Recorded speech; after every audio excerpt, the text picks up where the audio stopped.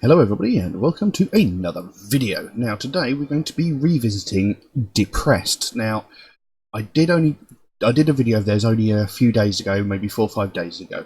But what happened was the day I released that video, it turned out that they were releasing a new video the next day. I don't normally do these videos so close together of the same band, but you know, I really enjoyed the last track of theirs that I checked out, a track called Beyond the Putrid Fiction.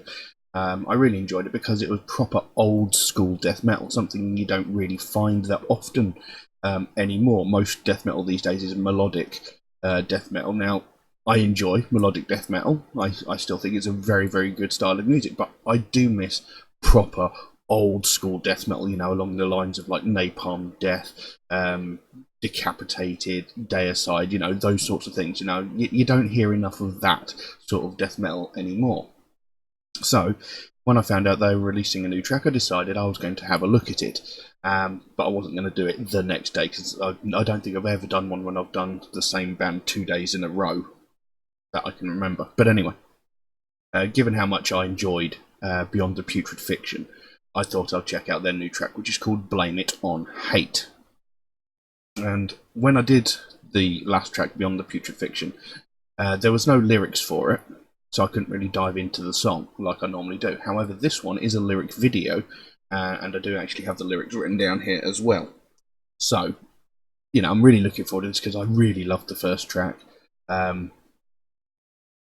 Since I've covered them once before, I'm not really going to go into depth as to who the band is. They're just Brazilian death metal band, old school. So, you know, we'll dive straight into it. I'm really looking forward to this. So we've got Blame It on Hate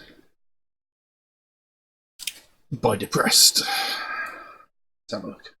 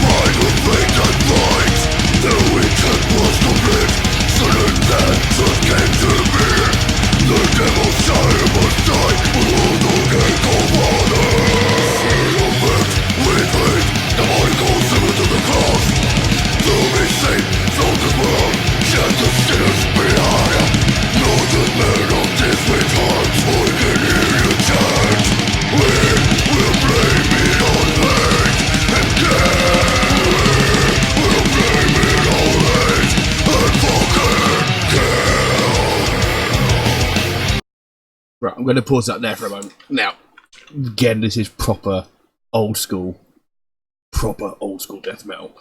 And this is essentially going to one of the classic death metal tropes, is possibly the word I want to say. I don't think that's the one I want to use, but you know, the themes that bands like Deicide used to go by. And this is, well, this actually reminds me a fair bit of Deicide in its own way. And this basically seems to be talking about the hypocrisy and lies of religion. You know, the sort of people that they are. Excuse me. The song opens, as hate drives the men, reason ceases to exist. Sorry. Sheep on a trail of lies, delivering justice by their own hands. children of a tyrannical god, dark as the devil himself, preachers of the blind faith, spiteful as the compassion they preach. So, those first 8 lines, they speak volumes. Hate drives the men, as hate drives the men, reasons cease to exist. They're so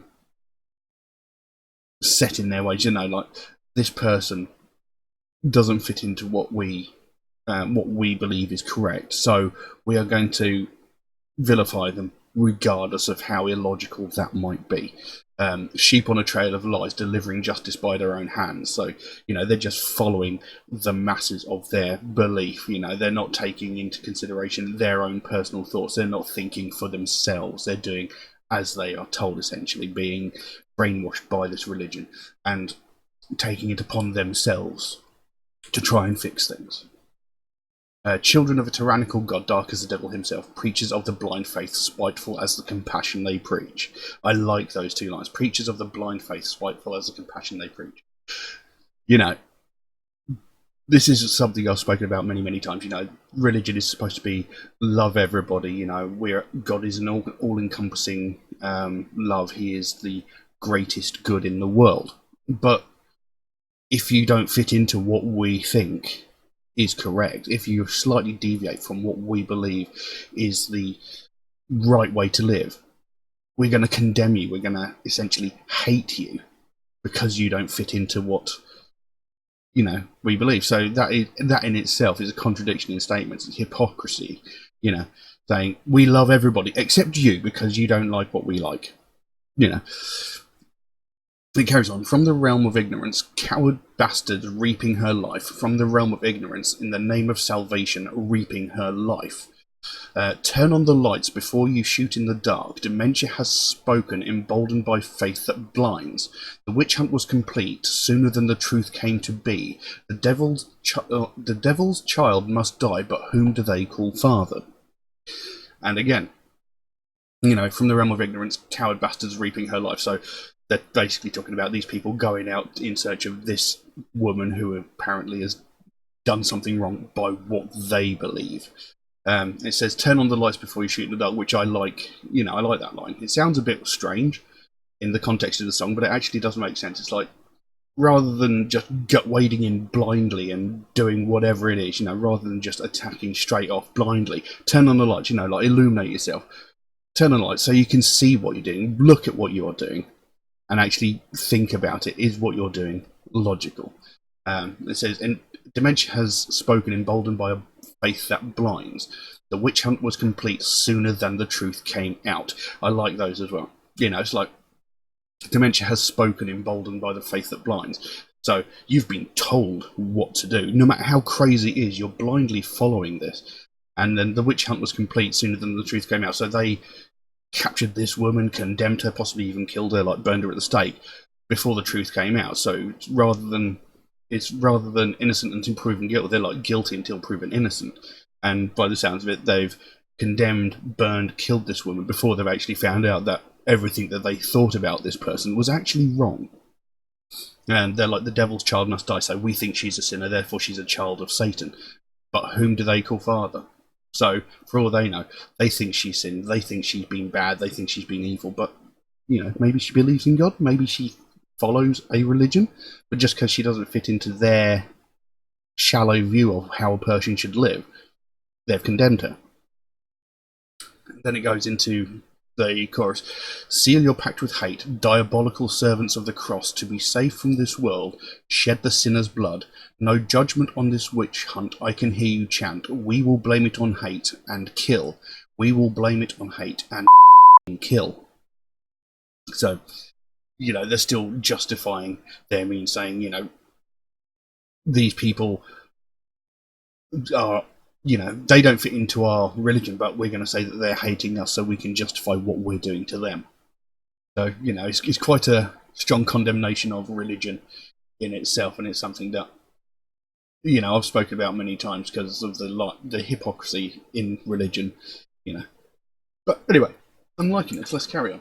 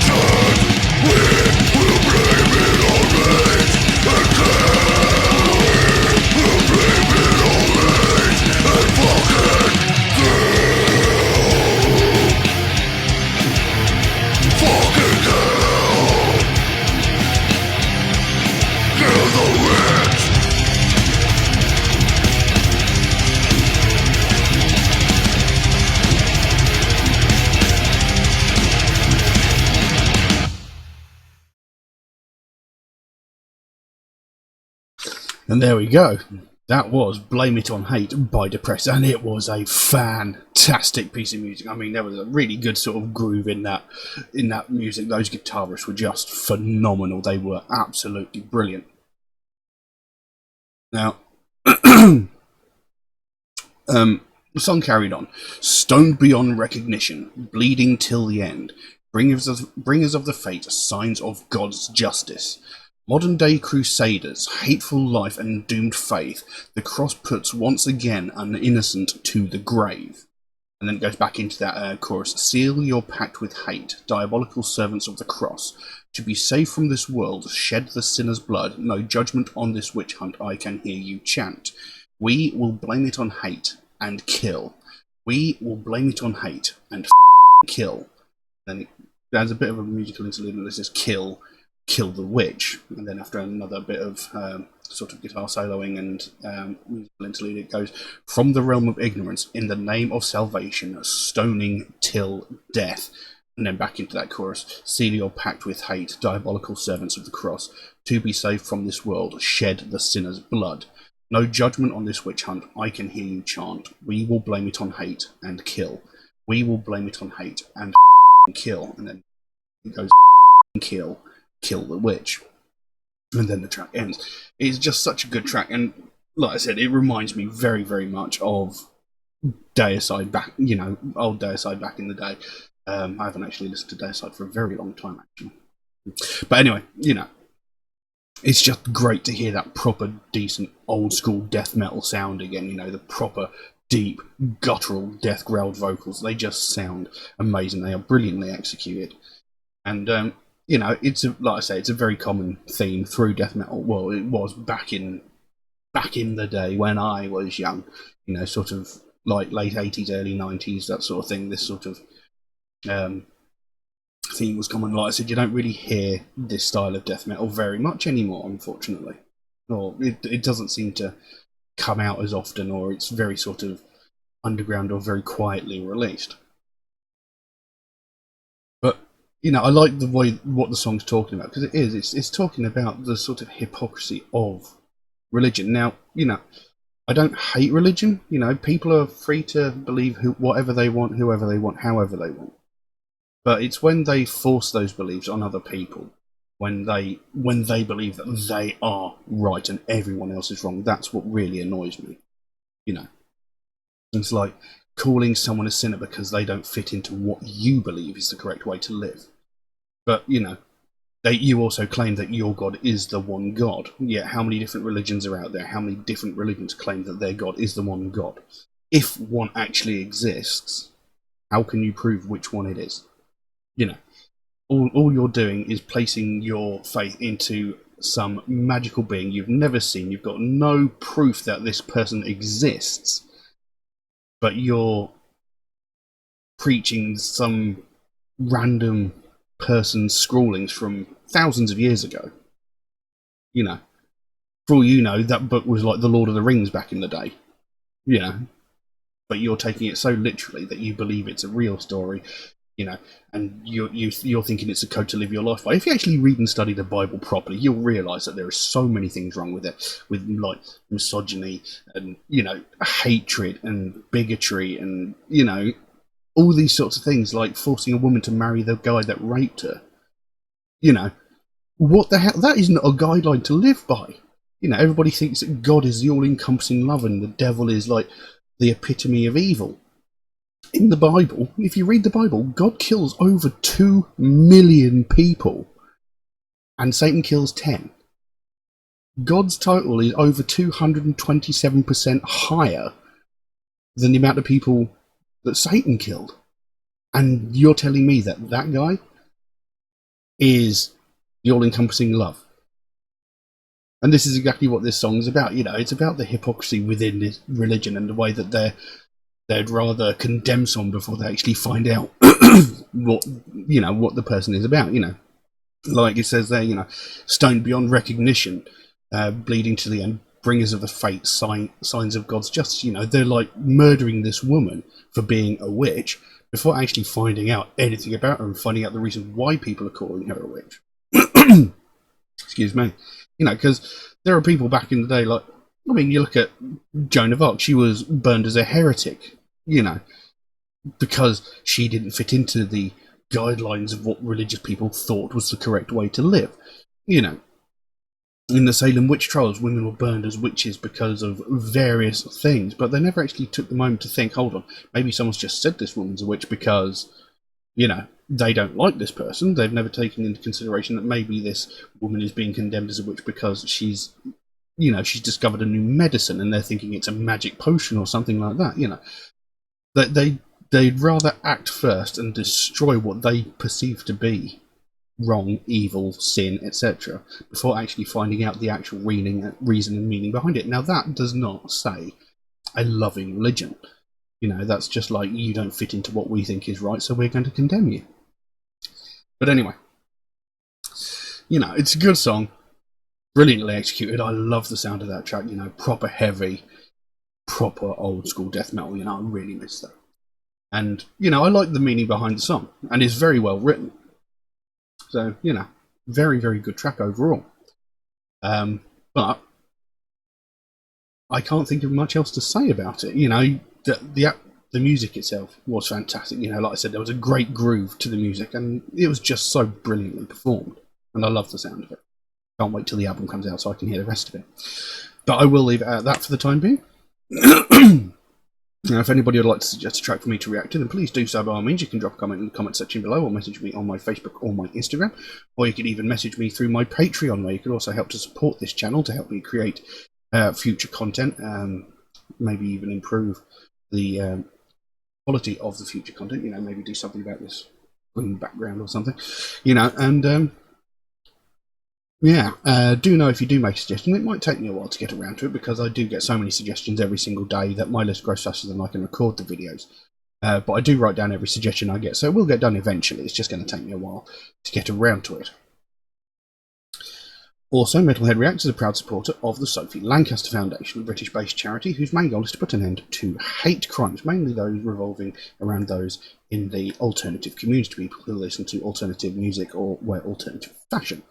And it's something I'm very, very passionate about, something I feel very, very strongly about, and something I feel needs a lot more recognition, something that needs to be spoken about a lot more. Because every day all around the world, people are getting violently attacked because of their taste in music, because of the way that they dress. You know, excuse me. You know, people are getting beaten because they listen to alternative music. Because we stand out, because we are different to the mass majority, we are an easy target.